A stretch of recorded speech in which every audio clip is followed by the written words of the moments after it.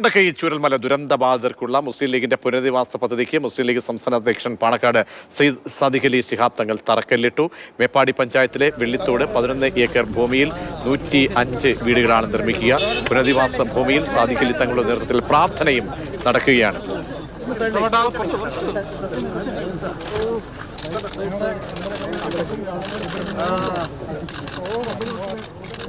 Government തയ്യാറാക്കിയ വീടുകൾ ആവശ്യമുള്ള ആളുകൾ അത് ആ ലിസ്റ്റിൽ നിന്ന് തന്നെയാണ് മുസ്ലിം ലീഗും ആളുകളെ ഉപഭോക്താക്കളെ തിരഞ്ഞെടുത്തിട്ടുള്ളത്.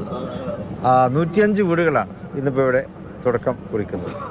അതെല്ലാവരെയും അറിയിക്കുകയാണ്.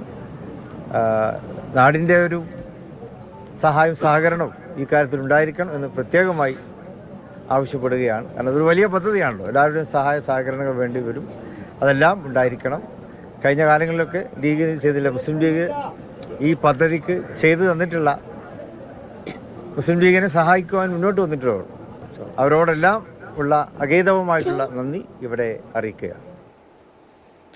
കമൽ ചേരുന്നുണ്ട്. കമൽ, ഒരുപാട് പേർ വയനാടിൻ്റെ മുണ്ടക്കയിൽ ചൂരൽമലയെ അവിടുത്തെ എല്ലാം നഷ്ടപ്പെട്ട ആളുകളെ ജനങ്ങളെ കൈപിടിച്ച് ഉയർത്തതിൻ്റെ ഭാഗമായി ഒരുപാട് പ്രഖ്യാപനങ്ങളൊക്കെ ഒരുപാട് പേർ നടത്തി.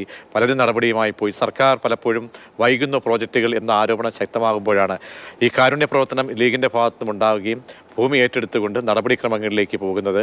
അപ്പോൾ തറക്കല്ല് 105 വീടുകൾക്ക് ഇടുന്നു. 105 വീടുകളാണ് നിർമ്മിക്കുക എന്ന് പറയുമ്പോൾ അത് വലിയ ഒരു കാരുണ്യ സ്പർശമാണ്, ഒരു കൈത്താങ്ങാണ് അല്ലേ കമൽ?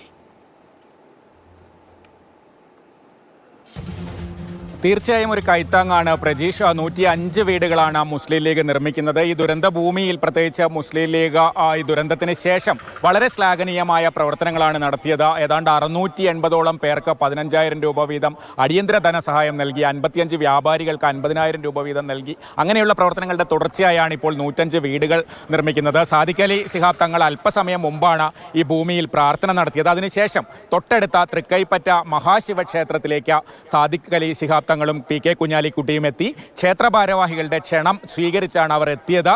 ഈ പദ്ധതിക്ക് പൂർണ്ണ സഹകരണം ക്ഷേത്ര ഭാരവാഹികൾ വാഗ്ദാനം ചെയ്തു. അത് മാത്രമല്ല, ഈ പദ്ധതി ക്ഷേത്രത്തിൻ്റെ ഉത്സവം ഉൾപ്പെടെയുള്ള കാര്യങ്ങൾക്ക് ലീഗ് നേതാക്കൾ ആശംസകളും അറിയിച്ചു. ആ സന്ദർശനവും കഴിഞ്ഞാണ് സാദിഖ് അലി തങ്ങൾ ഇവിടെ നിന്ന് മടങ്ങിയത്. പ്രജീഷ്.